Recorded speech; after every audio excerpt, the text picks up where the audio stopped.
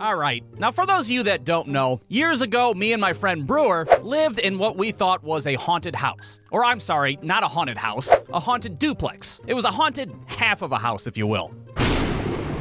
And a while back, I did a whole sub-series on all the paranormal experiences that we encountered. But with that being said, I didn't mention everything that happened to us because, well, the series was already 3 episodes long. What is this, the Lord of the Rings? How many episodes can I make about a spooky duplex, for Christ's sake? But since it's been a while, and, you know, Halloween is in pissing distance once again, I'd like to talk about some of the untold stories of the haunted duplex.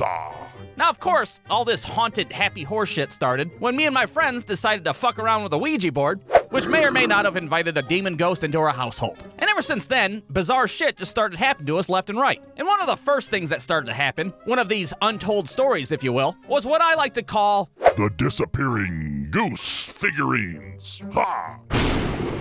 Now first, it's important to note that my parents used to live in this duplex before Brewer and I did. And when they moved out and we moved in, my mom left a bunch of her shit behind. And a lot of this shit just so happened to be goose themed for whatever reason. I don't know what her fucking fascination is with geese, but we had like goose tapestries up on the wall, fucking goose pictures hanging up in the kitchen, but it was these goddamn goose figurines in the living room that were the most peculiar. Because every so often I'd come home from work and one of them would be missing from the shelf. Now where the hell would these little goose figurines go? Well, I'd find them in random ass places all throughout the house. I'd find them sitting on the kitchen counter. I'd find them underneath the couch. Hell, sometimes I'd find them in the fucking bathroom of all places. Now at first, I thought it was just Brewer screwing with me. You know, trying to make me question my sanity and shit. You know how roommates do. That is until we both came home from Wendy's one day, and all the goddamn geese figurines are spread out on the floor all willy-nilly. Now, to me personally, there was only 2 possible explanations for this. Either A, it's the demon ghost from the Ouija board, and it has an even weirder obsession with geese than my mom does. Or B, there's some fucking Toy Story shit going on here, and the geese are alive. And to be honest, I don't know which one of those scenarios is worse. But I can tell you for the next few days, before I left for work, I'd try to catch those geese in the act. I'd be standing in the doorway like,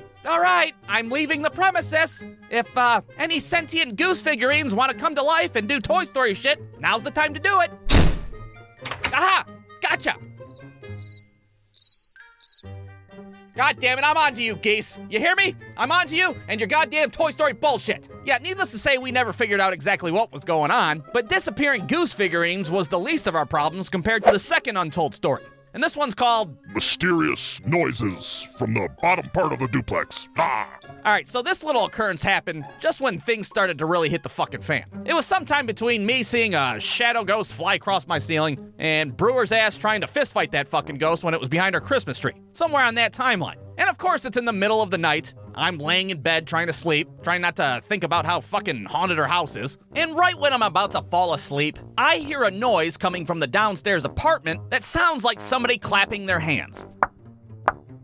Now, normally this wouldn't have been a problem. I mean, it's part of living in a duplex after all. You're gonna hear your downstairs neighbor from time to time. And if his ass wanted to give a round of applause at 2 o'clock in the morning for some arbitrary reason, well, it wasn't gonna be a big deal. But what was a big deal was that his ass had moved out of the duplex months ago. So if nobody's living in the downstairs apartment, who the hell is playing patty cake down there? So I crawl down on my hands and knees to the vent that's in my room to get a closer look, or listen, I suppose. And sure as shit, I can hear somebody clapping down there like they're at a fucking high school pep rally. Let's go. Now, what the hell is a girl supposed to do in this situation? Well, I'll tell you what I did. I decided to try to speak to whatever was down there. Hello? Hello? Now, in retrospect, this was stupid as hell. I mean, let's be honest, it's probably the fucking demon ghost down there. What could possibly be the best case scenario? It just waltzes over to the fucking vent and is like, oh, hi, it's me, the demon ghost. What, are we talking through the vents? You want to fucking tie a string to some aluminum cans and play telephone? Yeah, I don't know what the hell I was thinking, all right? But what I do know is that whatever was down there decided to reply to my ass. And the sound that I heard next is a little difficult to describe, but it kind of sounded like a fucking dog yawning. That's the closest thing that I could think of. It was like, no, that's not fucking right. That's not even close. Oh, fucking forget it. God damn it. It was a very uninviting, very unfriendly sound, all right? And after hearing that shit at 2 o'clock in the morning, you want to take a guess on what I did next? Well, if you guessed turned on all the lights in my room and hid underneath the covers like a little baby back bitch, you guessed correctly. Look, I don't care who you are. When you hear some shit like that in the middle of the night, you figure out your place in the world pretty damn quick. And if some demon ghosts want to play patty cake downstairs, well, my ass sure as hell ain't gonna get involved. As long as I'm upstairs and they stay downstairs, I'm totally fine with it. Well, of course, all of that would change with the be untold story number 3, and we'll call this one The Great Demon Standoff. Blah! All right, so this story starts out with Brewer deciding that he's going to get Del Taco one night. Now, I, of course, did not go with Brewer to Del Taco because, well, Del Taco sucks ass. It's like the fucking Kmart version of Taco Bell, all right? And if Taco Bell already rips my asshole apart bad enough, imagine the damage a fucking generic version can do. No, thank you. So Brewer heads out to Del Taco, and I'm in my room watching TV. I got the whole house to myself. I'm having a good time. I'm watching fucking Three's Company on Nick at Night. It's a pretty good episode. That's it, John Ritter. I've had enough. I'm raising your rent. Well, Mr. Roper, if you raise my rent, I'm gonna have to raise my foot up your ass. Yeah, you tell his ass, John Ritter. To hell with that, Mr. Roper. Well, imagine my surprise when, like 5 minutes after Brewer leaves, I hear the living room door open and shut. And at first, I didn't think anything of it. I thought maybe Brewer just changed his mind and he said to hell with Del Taco. So I yell out from my bedroom, something like, "Oh, hey, what happened? You didn't feel like shitting yourself silly tonight?" Brewer? And after I said that, well, wouldn't you know, my phone starts ringing. And yep, you guessed it, it's Brewer's ass calling me. "Hey, the line at Del Taco is long as hell. I'm gonna go to Wendy's instead. Do you want anything?"